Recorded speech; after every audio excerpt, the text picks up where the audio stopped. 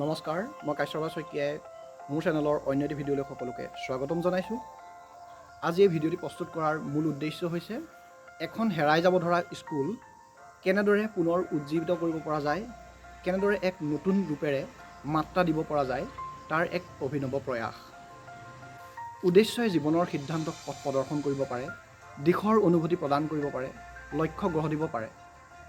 আহকচোন এক নতুন অভিনৱ প্ৰয়াসেৰে কেনেকৈ বিদ্যালয়খন পুনৰ এটা নতুন ৰূপ দিব পৰা যায়, সকলোৱে মিলি আমি এই বিদ্যালয়খন কিদৰে এটা নতুন ৰূপত উজ্জীৱিত কৰি পুনৰ প্ৰতিষ্ঠা কৰিব পৰাৰ এক দৃঢ় সংকল্প গ্ৰহণ কৰিব পাৰোঁ। আহক ভিডিঅ'টি আৰম্ভ কৰোঁ। নমস্কাৰ। 1 নগাঁও বালক প্ৰাথমিক বিদ্যালয়ত আমি উপস্থিত সমূহ আজি এখন ৰাজহুৱা সভা হেমাংগ শইকীয়াৰ বিশেষ নেতৃত্বত আমাৰ আজি এখন ৰাজহুৱা সভা আহ্বান হৈছিলে। তাত ৰাজহুৱা সভা ইতিমধ্যে হৈ গ'ল, কিন্তু ৰাজহুৱা সভাত এটা কথাই কৈছে যে এই বিদ্যালয়খন ৰাখিবৰ কাৰণে আমি সকলোৱে যত্নৰে চেষ্টা কৰিব লাগে। সেইকাৰণে গোটেই গাঁৱৰ প্ৰতিজনৰ দায়িত্ব আছে। যি সময়ত এই বিদ্যালয়লৈ থৈলা লৈ হাফ পেণ্ট পিন্ধি ইয়াত অধ্যয়ন কৰিছিলে, সেই সময়ৰ মানসিকতাটো বহুত উন্নত আছিলে। কিন্তু আজি একবিংশ শতিকাৰ পাৰ হৈ গ'ল। এই একবিংশ শতিকা অতিক্ৰম কৰাৰ অন্তত আজি আমি ইমান মানসিকতাত আমাৰ কিয় ঠেক হৈছে? কাৰণ বৰ্তমান এই বিদ্যালয়সমূহৰ যিবিলাক শিক্ষক শিক্ষয়িত্ৰী আছে, সেইসকল সকলো টেট উত্তীৰ্ণ, বহুত শিক্ষাগত অৰ্হতাৰ পৰা বহুত উন্নত। গতিকে আমি আহ্বান জনাইছোঁ, এই বিদ্যালয়খন যাতে নিঃশেষ হৈ নাযায়, এই বিদ্যালয়খন যাতে আমি পুনৰুজ্জীৱিত কৰিব পাৰোঁ।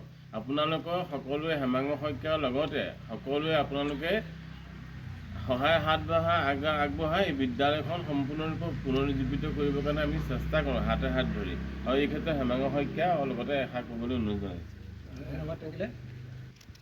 কথাটো হ'ল কি, আমাৰ এই বিদ্যালয়খন এসময়ত অসমৰ ভিতৰতে বোধহয় নামজ্বলা বিদ্যালয় আছিলে। এই বিদ্যালয়ৰ প্ৰাক্তন ছাত্ৰ ছাত্ৰীসকলে এতিয়া বিভিন্ন ভাল ভাল পদত অধিষ্ঠিত হ'বলৈ পাৰিছে, ভাল শিক্ষা গ্ৰহণ কৰিছিলে। কিন্তু কথা হ'ল কি, এতিয়া বৰ্তমান সমাজৰ এটা যিটো নীতি হৈছে যে ব্যক্তিগত খণ্ড বিদ্যালয়সমূহত দিব লাগে, প্ৰাইভেট স্কুলত।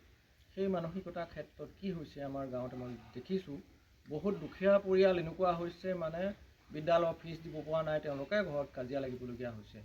আৰু অথচ এই কথাটো আমাৰ মানুহে এতিয়া ভাবিব লাগে যে যিবিলাক চৰকাৰী বিদ্যালয়সমূহত বহুত ভাল উচ্চ শিক্ষিতসকলে আহি ইয়াত কৰ্ম লাভ কৰিছে। ইয়াত তেওঁলোকে শিক্ষিত, যিহেতু টেট BLED DLED এইবিলাক উত্তীৰ্ণ।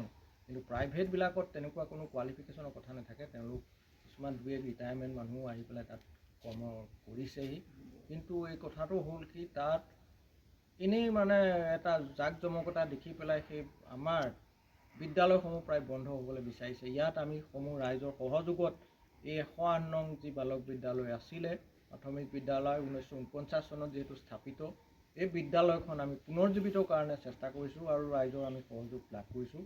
আশা কৰোঁ আমি অনাগত দিনত এই বিদ্যালয়খন পুনৰ প্ৰতিষ্ঠা পুনৰুজ্জীৱিত কৰি আমাৰ ৰাইজৰ মাজলৈ এক সুখবৰ কঢ়িয়াই আনিব পাৰিম। ধন্যবাদ থাকিলে। ছাৰে দুআষাৰ ক'ব।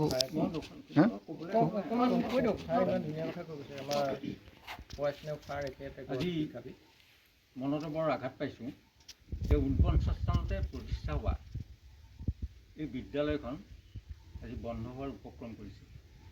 যিখন বিদ্যালয়ে বহু ছাত্ৰ ছাত্ৰী সুযোগ্য সন্তানক সৃষ্টি কৰিছে, গাঁৱৰ বহুত শিক্ষিত ল'ৰা ছোৱালী সৃষ্টি কৰাৰ পাছত ই এটা ঐতিহ্য হৈ পৰিছে। এই বিদ্যালয়খন এনে এখন বিদ্যালয় আজি পুনৰুজ্জীৱিত কৰিবৰ কাৰণে, পুনৰাৰম্ভ হ'বৰ বাবে আজি এখন সভা অনুষ্ঠিত হৈছিলে। এই সভাত আমি একাধিক্ৰমে বিভিন্ন পদক্ষেপ গ্ৰহণ কৰিবৰ কাৰণে আমি প্ৰস্তাৱ গ্ৰহণ কৰিছোঁ আৰু চৰকাৰৰ ওচৰত আমি আৰ্জি জনাইছোঁ যে অনতিপলমে তেওঁ বিহিত ব্যৱস্থা গ্ৰহণ কৰি বিদ্যালয়খন পুনৰুজ্জীৱিত কৰি সেই 49 চনৰ পৰিৱেশটো যেন পুনৰ আনিব পাৰে, তাৰ বাবে আমি ভগৱানৰ ওচৰত প্ৰাৰ্থনা কৰিছোঁ। তাৰ চৰকাৰৰ ওচৰত আমাৰ আস্থাৰে অনুৰোধ কৰিছোঁ। লগতে আমি আমাৰ গাঁৱৰ সমস্ত ৰাইজক আমি অনুৰোধ জনাইছোঁ, আমি সকলোৱে হাতে হাত ধৰি এই হেৰাই যোৱা বিদ্যালয়খন যাতে পুনৰ উজ্জীৱিত কৰিব পাৰোঁ, আমাৰ সকলোৱে সহায় সহযোগিতা কামনা কৰিছোঁ। ধন্যবাদ। এয়া মোৰ লগত আছে হেমাংগ শইকীয়া ডাঙৰীয়া। তেখেতে এই সন্দৰ্ভত কি মতামত ব্যক্ত কৰে, আহকচোন তেখেতৰ মুখেৰে জানিবলৈ পাওঁ। নমস্কাৰ, কাশ্যপ্ৰাজ শইকীয়াৰ এই চেনেলৰ মাধ্যমেদি মই সকলো দৰ্শকলৈ আন্তৰিক অভিনন্দন জ্ঞাপন কৰিছোঁ। কথাটো হ'ল কি, এই বিদ্যালয়খন এখন ঐতিহাসিক বিদ্যালয় বুলি আমি অভিহিত কৰিছোঁ, যিহেতু ভাৰতবৰ্ষ স্বাধীন হোৱাৰ 2টা বছৰ পাছতে অৰ্থাৎ 1949 চনত এই বিদ্যালয় প্ৰতিষ্ঠিত হৈছিলে। কিন্তু দুৰ্ভাগ্যবশতঃ বৰ্তমান এই বিদ্যালয়খন ছাত্ৰ ছাত্ৰীৰ অভাৱত প্ৰায় বন্ধ হৈ পৰিছিলে আৰু সেইকাৰণে ইয়াত থকা যিটো ভোটগ্ৰহণ কেন্দ্ৰ আছিলে সেইটো ইয়াৰ পৰা বেলেগ বিদ্যালয়লৈ গুচি গৈছিলে।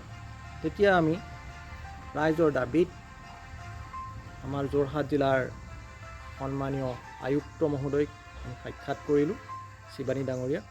তেতিয়া তেখেতে আমাক এটা উপায় দিলে আৰু সেইমতে তেখেতে নিৰ্বাচনী বিষয়া এটা দল আমাৰ এই বিদ্যালয়লৈ পঠিয়ালে। তেতিয়া আমাৰ সচেতন ৰাইজ, গাঁৱত উপস্থিত সকলো ৰাইজৰ লগত আলোচনা কৰি তেওঁলোকে আমাক এই কেন্দ্ৰটো পুনৰ ভোটগ্ৰহণ কেন্দ্ৰ হিচাপে আমাক ঘূৰাই দিলে। আৰু লগতে এই বিদ্যালয়খন যে বন্ধ হৈ গৈছিলে ইতিমধ্যে, এতিয়া আমি সকলো ৰাইজ একত্ৰিত হৈ আমি এক ৰাজহুৱা সভা অনুষ্ঠিত কৰিলোঁ আৰু এই সভাৰ মাধ্যমেদি অভিভাৱক আৰু ৰাইজৰ সহযোগত আমি অনাগত দিনত এই বিদ্যালয়খন পুনৰুজ্জীৱিত কৰিবলৈ নিশ্চয় সক্ষম হ'ম, এইটো আমি আশা ৰাখিছোঁ আৰু আমি নিশ্চয় এই ক্ষেত্ৰত সফল হ'ম বুলি মই দৃঢ় মত প্ৰকাশ কৰিছোঁ। ধন্যবাদ। ল'ৰা ছোৱালী একোজনৰ মনত সাঁচ বহুৱাব পৰা স্কুলৰ এটা পৰিৱেশ লাগে। এতিয়া প্ৰাইভেট স্কুলবিলাকত চাবচোন, দোলা এখনি আছে, কিবা এটা আছে, ফুলনি এডৰা আছে, হয় নহয়?